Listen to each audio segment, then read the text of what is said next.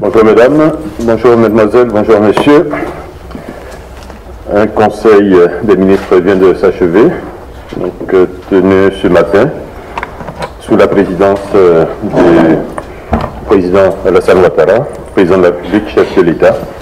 Ce conseil avait à son ordre du jour des mesures générales, projet de loi, projet de décret, des mesures individuelles, des communications et un certain nombre de points en divers.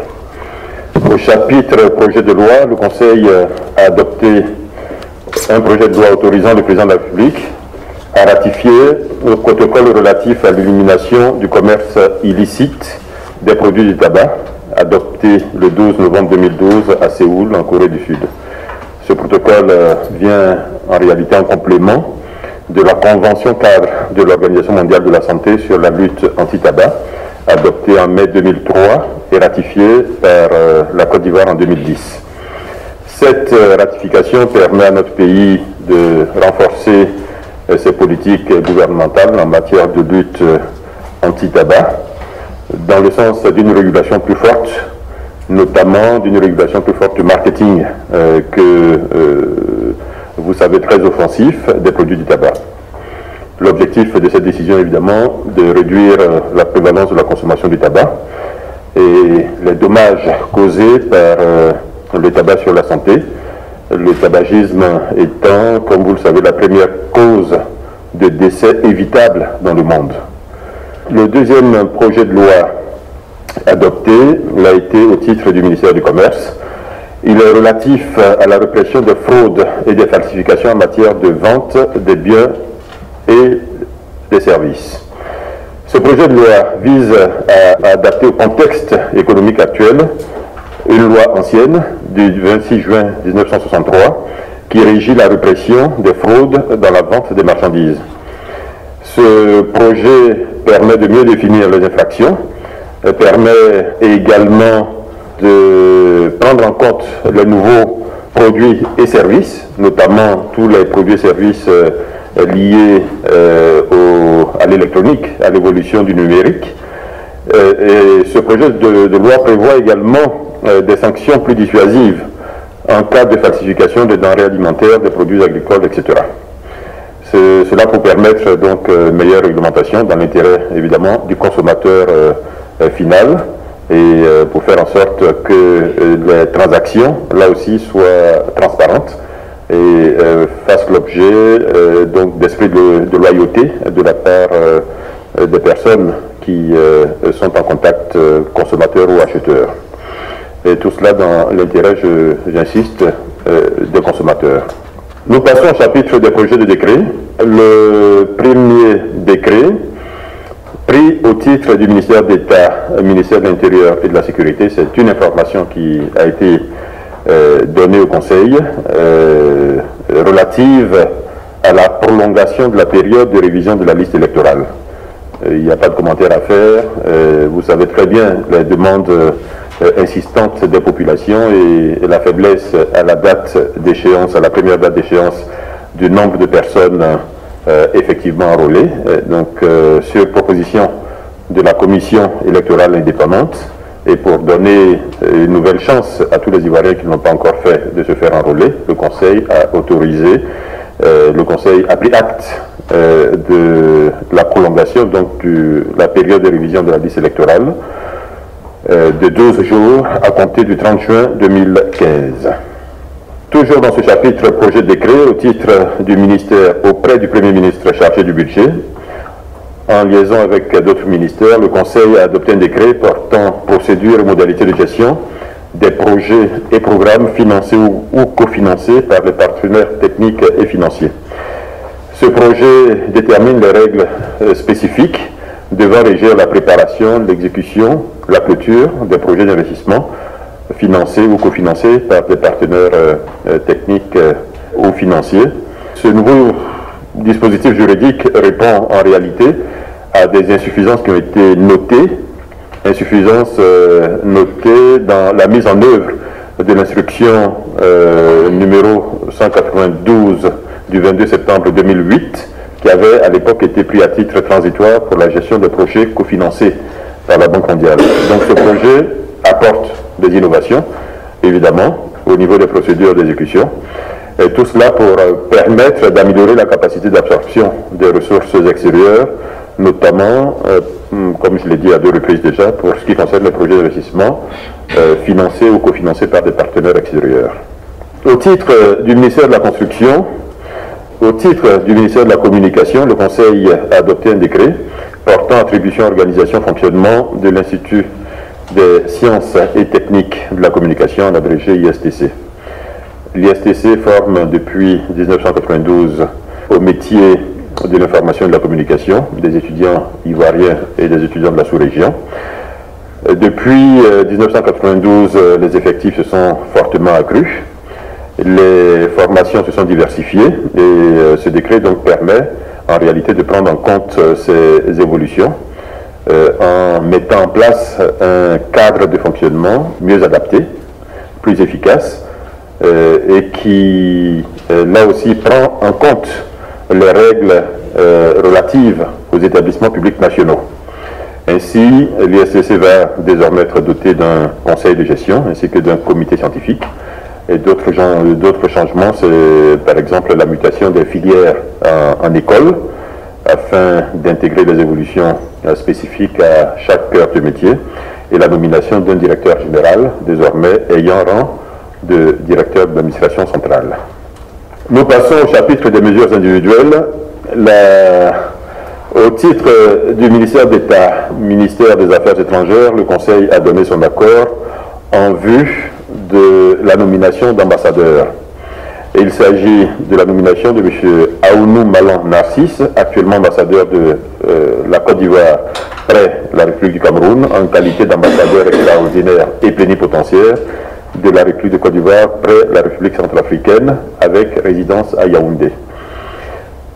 La nomination de M. Daouda Diabaté, actuellement ambassadeur de la Côte d'Ivoire près les États-Unis d'Amérique, en qualité d'ambassadeur extraordinaire et plénipotentiaire près la République d'Haïti, avec résidence à Washington, D.C. La nomination de M. Kouakou Feni, en qualité d'ambassadeur extraordinaire et plénipotentiaire de la République de Côte d'Ivoire près la République du Libéria, avec résidence à Monrovia.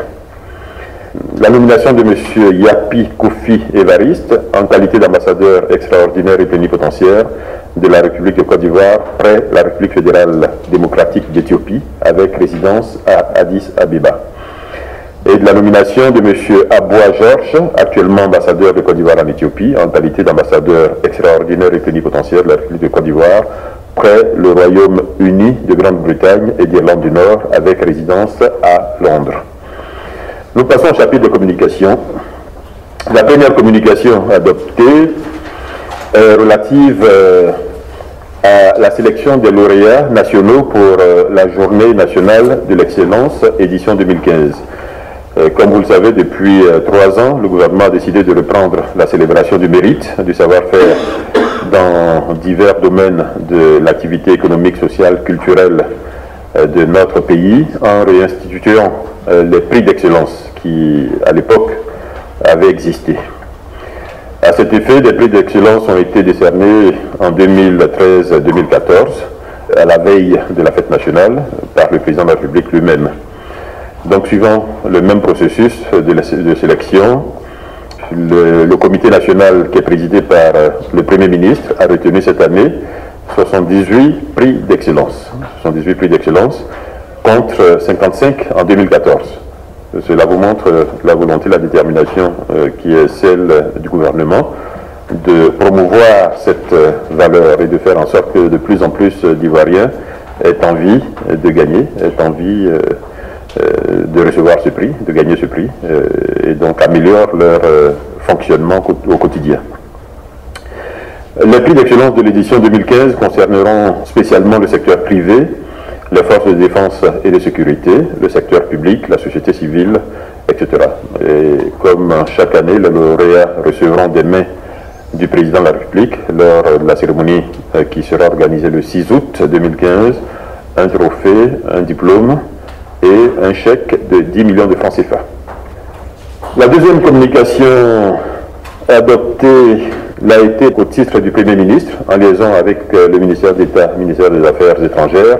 Elle est relative à la visite d'amitié et de travail qu'effectuera en Côte d'Ivoire du 5 au 7 juillet 2015 M. Yacouba Isaac Zida, Premier ministre du Burkina Faso. Ce sera une visite d'amitié, une visite de travail évidemment, dont l'objectif est de renforcer les liens que nous savons tous séculaires de fraternité et de coopération entre la Côte d'Ivoire et le Burkina Faso. La troisième communication adoptée a été au titre du ministère du Commerce.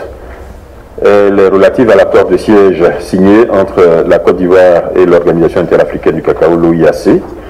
Le Conseil a tout simplement donné son accord pour la mise à la disposition de l'OIAC d'un terrain urbain à la rivière Palmeraie, destiné à la construction du nouveau siège de cette organisation qui existe depuis 38 ans en Côte d'Ivoire, logé dans les locaux de la Caisse Stable, à l'immeuble Caisse Stable, locaux évidemment devenus exigus. Au titre du ministère de l'Industrie et des Mines, le Conseil a examiné une communication relative à un rapport d'étape sur l'accélération de la transformation du cacao en Côte d'Ivoire. Comme vous le savez, d'importantes mesures ont été prises par le gouvernement depuis 2011 et qui ont fait passer la production de 1 200 000 tonnes en 2009-2010 à aujourd'hui 1 700 000 tonnes. Chiffre de la campagne 2013-2014. L'observation qui est régulièrement faite et que a prise à son compte le gouvernement, c'est la transformation insuffisante de la production ivoirienne. Donc des réformes ont été engagées, là aussi par le gouvernement, depuis 2011 pour relancer la production et l'investissement dans le secteur de la transformation, qui ont permis de passer de 361 000 tonnes au cours de la campagne 2010-2011 à 519 000 tonnes pour la campagne 2013-2014. Vous voyez, c'est un accroissement déjà relativement important, mais l'objectif du gouvernement, c'est d'atteindre 50% du cacao transformé en Côte d'Ivoire, 50% de la production de cacao transformée en Côte d'Ivoire, soit, si nous prenons les chiffres actuels, une production de l'ordre de 850 000 tonnes.